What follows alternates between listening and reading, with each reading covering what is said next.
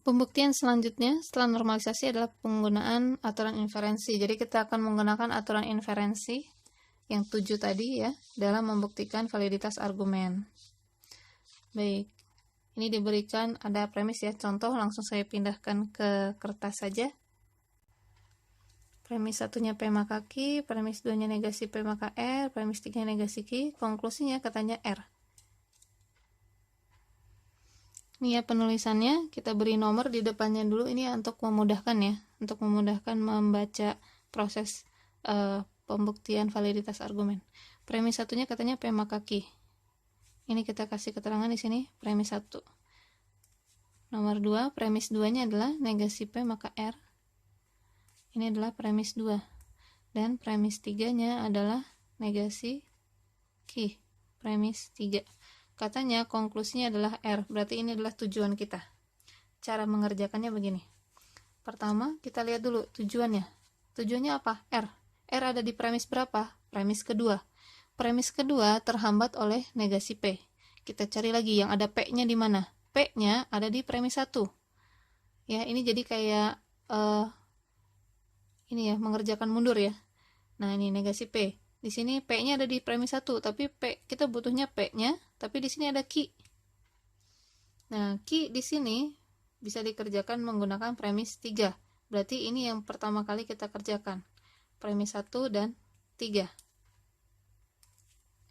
Premis 1 dan 3, P maka Q ketemu sama negasi Q. Menggunakan aturan apa? Kita cari di sini.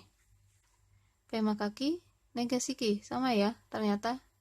Dan hasilnya adalah negasi P. Jadi 1 dan 3 kita lakukan apa ini tadi? Modus tolen. Jadi kita tulis nomor 1 dan nomor 3 kita lakukan modus tolen. Kita singkat MT. Hasilnya apa? Hasilnya adalah negasi P. Maka ini pun juga kita tulis di sini nomor 4-nya adalah negasi P. Kemudian negasi P tadi kita lanjutkan untuk mengarah ke selanjutnya ke yang premis 2. Nah, premis 2 kita perhatikan 2 dan 4. 2 dan 4 ini bisa diproses nih. Untuk tahap yang kelima. 2 dan 4 diapakan nih? Kita lihat, ini tandanya implikasi, yang bawahnya tunggal. Implikasi bawahnya tunggal antara ponen sama tolen. Kita lihat, depannya ternyata sama. Sama-sama negasi P. Berarti menggunakan yang ponen, depannya sama nih. Menggunakan yang ponen. Konklusinya apa? Q. Ya, atau yang belakangnya. Jadi 2 dan 4 kita lakukan modus ponen, hasilnya adalah yang belakangnya, yaitu R. Selesai, sama dengan konklusinya. Maka ini hasilnya valid. Seperti itu. Lanjut ke nomor 2. Iya, ini ada kalimat siang ini tidak cerah dan cuacanya lebih dingin dari hari kemarin. Kita langsung tentukan saja mana P-nya ya. P-nya kita ambil siang ini cerah, tidaknya kita buat jadi negasi ya. Q-nya adalah cuaca lebih dingin dari hari kemarin, cuaca dingin. Ada lagi R-nya itu adalah pergi berenang. S-nya itu adalah siang ini cerah. Oh maaf, ini masih P ya. S-nya berarti ini, pergi berperahu. Ada lagi kalimat yang lainnya adalah ini, sampai rumah sore hari, maka ini menjadi T. Sekarang mau kita buat proposisi dalam notasi logika. Siang ini cerah P, cuaca lebih dingin Q, berarti P dan Q untuk premis satunya. Kemudian premis 2-nya kita akan pergi berenang hanya jika siang ini cerah. Jangan lupa kalau hanya jika, walaupun jikanya ini kelihatannya ada di belakang, tapi bukan berarti ini yang bagian depannya ya. Hanya jika, ini materi yang sebelumnya. Nah ini. Kalau ada P implikasi Q, itu bisa diartikan P hanya jika Q. Jadi posisinya tetap sama. Walaupun tulisan jikanya di belakang bukan berarti si siang ini cerahnya jadi ada di depan implikasi gitu ya. Ini kita pindahkan ke kertas dulu. Siang ini tidak cerah berarti negasi P dan cuaca lebih dingin itu Q. Kemudian nomor 2 kita akan pergi berenang hanya jika siang ini cerah. Kita akan pergi berenang R hanya jika implikasi siang ini cerah P. Ini premis 1, premis 2. Kemudian premis 3-nya, jika kita tidak berenang, berarti negasi R, maka kita akan pergi berperahu. Maka S, pergi berperahu ya. Premis 3. Ini premisnya banyak ya. Satu lagi. Jika kita pergi berperahu, ini S, maka kita akan sampai rumah sore hari. Sampai rumah sore hari. T. Ini premis 4. Diminta konklusinya adalah kita akan sampai rumah sore hari, berarti yang T. T ada di mana? T ada di sini. Kehalang oleh S, S ada di sini, kehalang oleh negasi R, R ada di 2, kehalang oleh P, P ada di 1. Nah, ini ya. P ada di 1. Gimana caranya kita mau ngambil P-nya ini? Atau boleh mau mengerjakan, ini kan kelihatan nih nomor 3 dan 4, itu kan saling menyambung ya implikasinya, bisa menggunakan silogisme hipotesis, dia nyambungnya di S. Boleh kita silogisme hipotesis dulu ya. Ini karena nyambungnya di S, 3 dan 4 ini kita silogisme hipotesis, saya notasikan dengan SH. Berarti hasilnya kalau hipotesis ini ya sama-sama Q-nya, berarti jadinya P maka R. Kalau di sini berarti negasi R maka T. Oke, kemudian ya, ini ujungnya ini mau kita hasilkan nih, T. Kemudian R maka, ini negasi R, kita dapatkan R lagi di 2, tapi ini belum nyambung nih. Gimana caranya biar bisa nyambung dengan ini? Bisa menggunakan bantuan hukum ekivalensi logika. Ya. Ini hukumnya.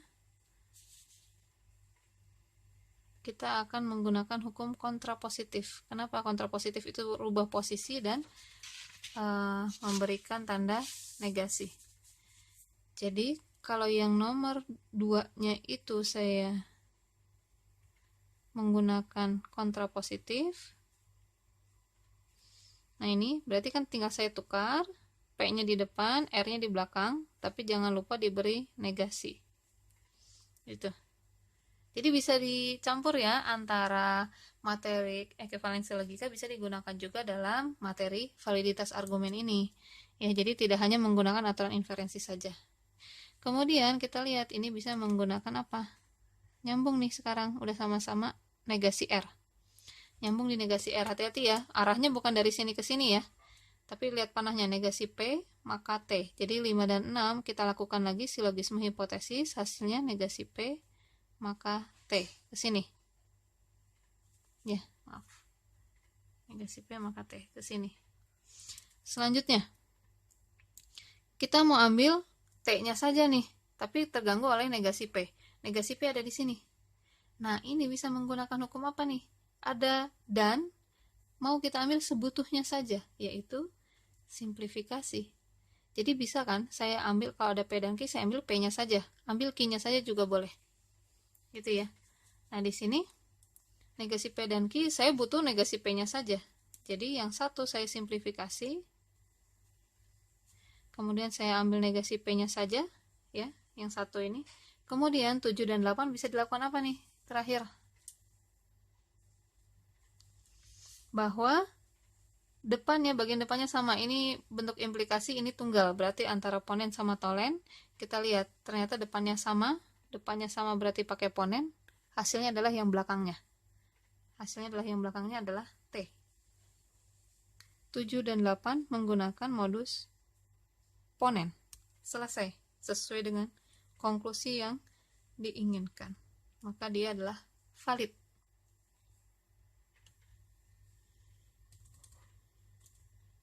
Ya, ini untuk contoh yang lainnya, latihan soalnya bisa silakan dicoba. Nanti kalau mau dikonsultasikan, didiskusikan juga silakan.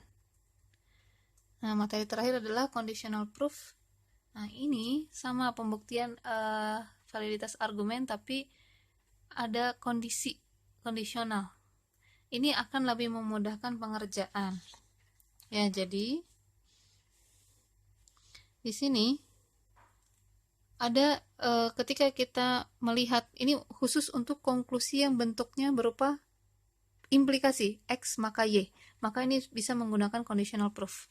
Ya, ini akan memudahkan dalam tahap pembuktian. Jadi nanti kita tinggal mengambil dari konklusi ini sebagai premis. Jadi X maka Y, misalnya seperti ini ya. Kita ambil yang bagian awalnya, bagian depannya, ini sebagai premis asumsi.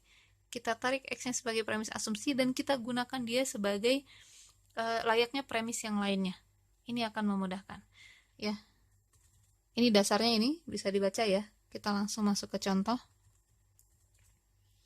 Buktikan aturan inferensi silogisme hipotesis.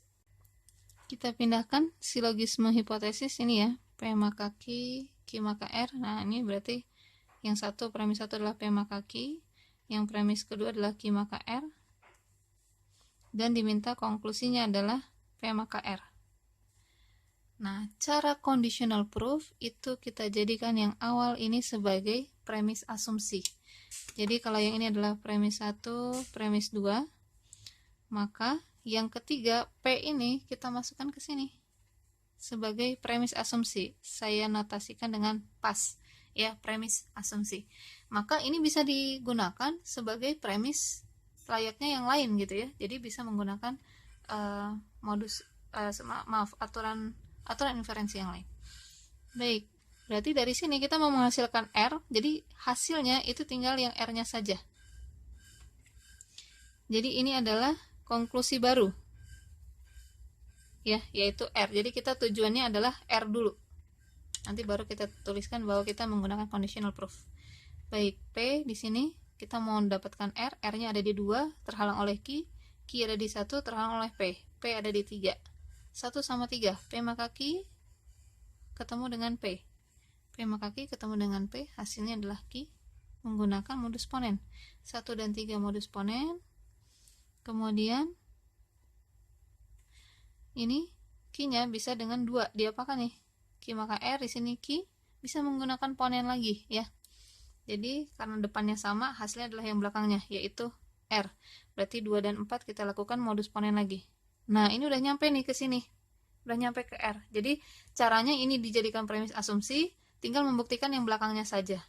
Nah, tapi udah sampai sini, jangan lupa kasih keterangan bahwa dari mulai premis asumsi ya dari 3, ini kita tulis lagi ya, dari 3 yaitu P maka R itu kita dapatkan dari proses pertama kali mengasumsikan, yaitu dari 3 sampai tahap kelima itu menggunakan conditional proof. Jadi tetap penulisan akhirnya harus berupa konklusi yang dituju, yaitu P maka R. Seperti itu ya. Jadi kita tulis bahwa tahap dari sejak mengasumsikan sampai dapat ujungnya ini, konklusi baru, itu menggunakan conditional proof. Lanjut untuk yang nomor 2. Contoh yang nomor 2 saya tuliskan di sini saja ya. Premis satunya adalah P, premis 2-nya adalah tidak ada premis 2 ya. Langsung konklusinya adalah P maka Q maka Q. Nah, seperti ini. Maka di sini kita bisa ngambil nih, ini karena konklusinya ini bentuknya implikasi, jadi syarat menggunakan conditional proof harus implikasi ya. Maka yang depan ini bisa kita masukkan ke dalam premis ya. Segini masukkan ke premis. Ini tadi konklusi baru ya. Saya perjelas tulisannya. Nih ya, P maka Q-nya bisa masuk ke premis asumsi ya. P maka Q, karena di sini implikasi yang utamanya kan yang ini ya, operator utama implikasinya yang ini yang luar, jadi segini bisa dimasukkan ke dalam premis asumsi. Kemudian berarti yang Q-nya ini menjadi konklusi baru yang mau kita tuju. 1 dan 2 diapakan? Untuk mendapatkan Q tinggal dilakukan modus ponen ya, karena depannya sama maka hasilnya adalah yang belakangnya yaitu Q. Nah, selesai sampai sini, tapi jangan lupa ditulis kembali ininya. Sejak melakukan premis asumsi, nah kita tulis lagi konklusinya, sejak melakukan premis asumsi sampai mendapatkan konklusi baru, itu menggunakan conditional proof. Ini tadi contohnya, silakan untuk latihan soalnya. Kalau ada yang mau didiskusikan, silakan bisa di grup atau boleh dibuat forum di LMS. Oke, materinya selesai. Sampai sini terima kasih.